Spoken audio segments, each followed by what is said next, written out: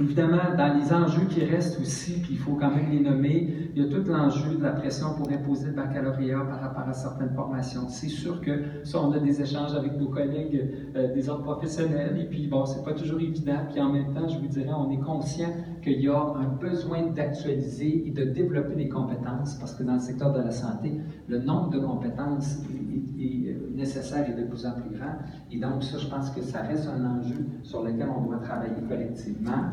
Les places de stage, vous le savez, on vous sollicite beaucoup et il y a un équilibre à conserver. Puis en même temps, il faut faire de l'espace et pour les stages de la formation professionnelle et pour les stages universitaires. Donc pour nous, ça reste une difficulté sur laquelle on doit travailler.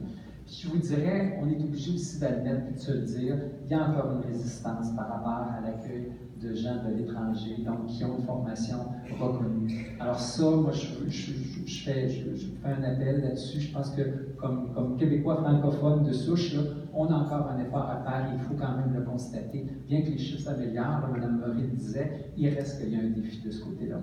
Et en terminant, donc, quelques constats. Donc, peut-être à penser à nos AEC lorsque vous aurez des besoins de formation, pensez aux services aux entreprises des cégeps et encore une fois, donc, pour ce qui est de notre population issue de l'immigration, des mesures particulières d'accueil. Je pense que ça aussi, c'est un souci que vous avez, mais qu'il faut continuer d'entretenir pour être sûr que cette intégration dans le marché de l'emploi au Québec là, se fasse de façon harmonieuse.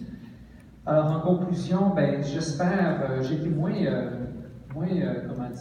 réjouissant que mon collègue, mais j'espère que vous retenez, comme je disais, de nos 3 présentations de ce matin, un souci de cohérence, de synergie, de complémentarité. Et sachez que vraiment, le monde de l'éducation, avec nos partenaires, évidemment, du ministère de l'Emploi et du ministère de l'Éducation et de l'Enseignement supérieur, on a à cœur, évidemment, de vous offrir des gens bien formés et des gens qui vont répondre aux besoins du réseau de la santé et des services sociaux dans les prochaines années. Merci de votre attention.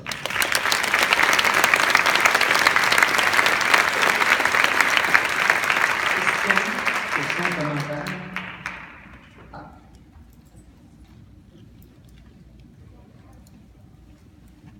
Est-ce que je serai en mesure de répondre à votre question? Oui, parfait. Oui. Je n'ai pas entendu beaucoup parler d'analyse prospective de situation de travail dans ce cas-là ici. On est tous d'accord autour de la table qu'il faut se parler, il faut se concerter. On est tous d'accord, on veut tous donner la bonne formation aux bonnes personnes avec les bonnes compétences. Ça nous prend notre analyse pour le faire. Et ça avance pas. Et on est tous au même endroit en concertation, mais c'est les grands décideurs qui vont pouvoir nous aider là-dedans. Je partage votre commentaire. Hein, et nous aussi, on est très, je dirais, on insiste, je peux vous le dire, sur une base vraiment régulière auprès du ministère de l'Éducation et de l'Enseignement supérieur pour que cette analyse-là soit rendue publique rapidement et qu'on soit capable, à partir des constats qu'on y retrouvera, de faire justement, de faire évoluer la formation de manière à ce qu'elle corresponde vraiment aux besoins. Et c'est un fait, je vous dirais qu'on l'a entendu toute l'année dernière, cette fameuse étude, elle nous était promise depuis 2 ans. Et là, bien évidemment, on a compris que ce serait après les élections, mais soyez assurés à tout le moins que de notre côté, on maintient la pression sur le ministère. On veut faire la promotion, mais on ne peut pas promouvoir actuellement, on ne sait pas où on s'en va. Oui. Donc, c'est hyper important de mettre les bonnes choses aux bons endroits. Merci.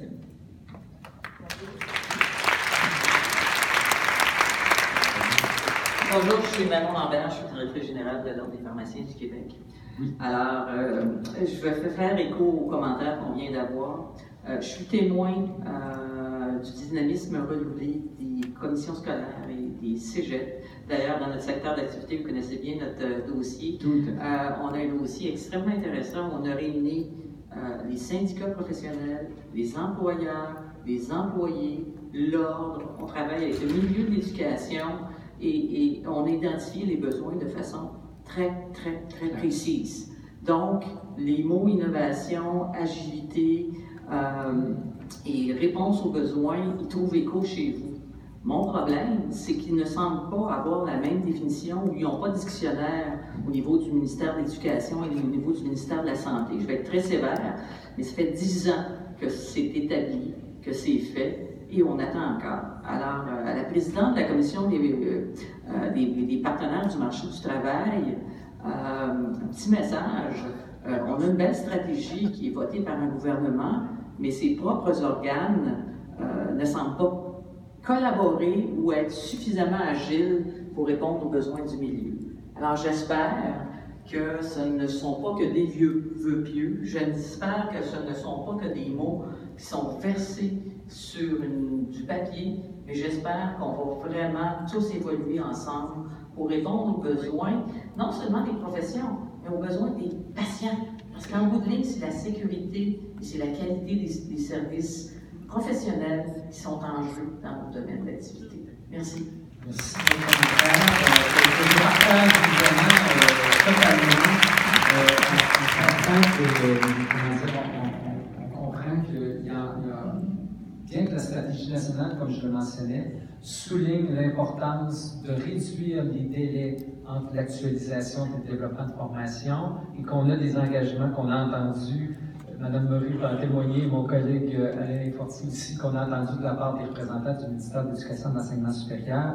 Soyez assurés que là, on a un bel exemple avec effectivement la formation qu'on tente de développer depuis plusieurs années. Et comme vous dites, le besoin a été partagé par l'ensemble des acteurs, donc il y a un constat qui est unanime. Alors là, on a une belle opportunité de faire réagir les autorités politiques et de pouvoir constater si effectivement ce qui est promis dans la stratégie est vraiment un engagement ferme. Merci.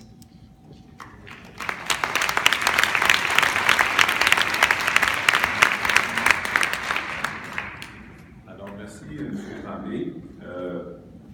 Je veux mentionner également l'excellent partenariat que nous avons eu avec la Fédération des Cégeps du Québec dans le cadre du présent événement. Alors, évidemment, nous n'avons pas tout réglé jusqu'à maintenant. Il y a beaucoup de choses à faire, mais hier et ce matin, on a eu des conférences intéressantes, pertinentes.